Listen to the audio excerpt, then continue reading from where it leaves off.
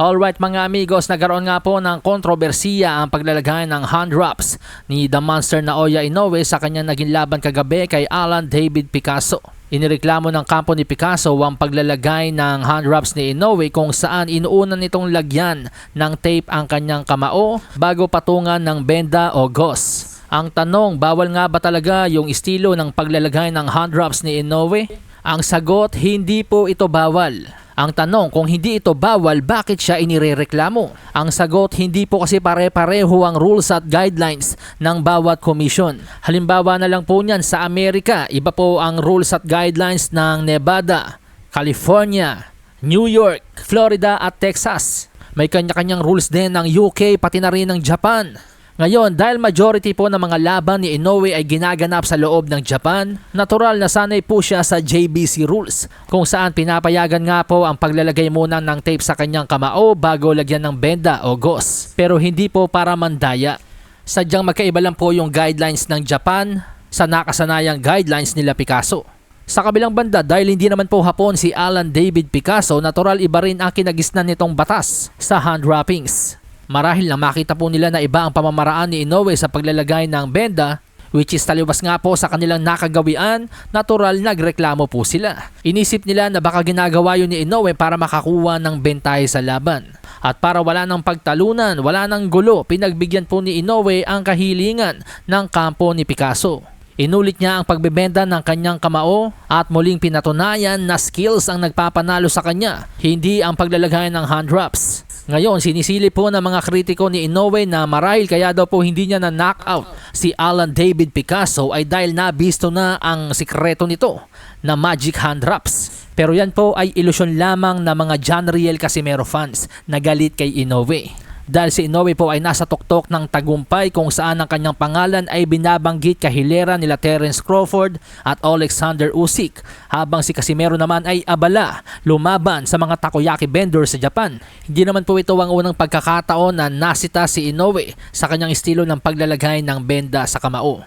Matatanda ang inireklamo rin ni Wahid Rahim, trainer ni Stephen Fulton, ang estilo ng paglalagay ng benda sa kamao ni Inoue noong maglaban si Inoue at Fulton way back 2023. At para wala nga pong gulo, sinunod din ni Inoue ang kagustuhan ng kampo ni Fulton na baguhin ng kanyang hand wraps. Pero kahit binago pa yon ni Inoue sa paraan na gusto ng kampo ni Fulton, pagkawasak pa rin po ang sinapit ni Stephen Fulton sa kamay ni The Monster. So paano ngayon explain ng mga John Riel Casimero fans yan? Kung sa hand wraps nang gagaling ang power ni Inoue, dapat yung pinaulit. Yung hand wraps ni Inoue laban kay Fulton, hindi rin niya dapat na knockout si Fulton tulad ng nangyari kay Picasso. Hindi ba pwedeng kaya hindi na knockout ni Inoue si Picasso dahil sadyang matibay talaga si Picasso? Alalahanin po natin mga amigos, 25 years old pa lang po si Picasso.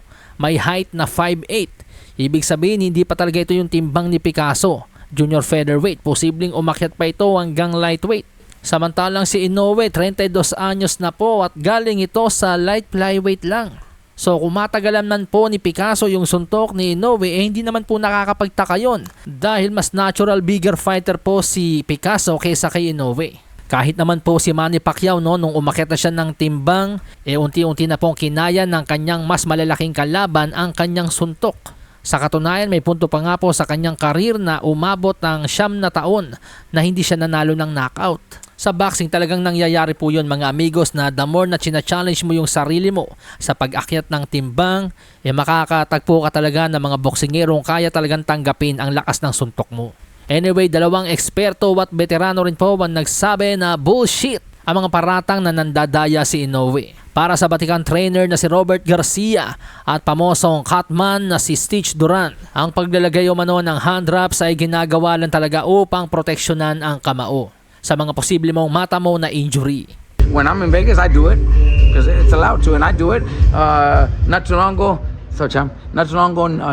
a few years back, New York allowed tape all the way to the front, over the gauze to cover the knuckles and everything. New York allowed that. I remember doing it with some of my fighters. So it depends on the commission, and I don't think it was that big of a deal. They allowed it, and nobody really got hurt or anything like that. Sahin ang baraha, patunayan mo sa'kin ha. Sino man ang mabunot na kalaban, di ka tatakbo ha. Sa bayan ko sa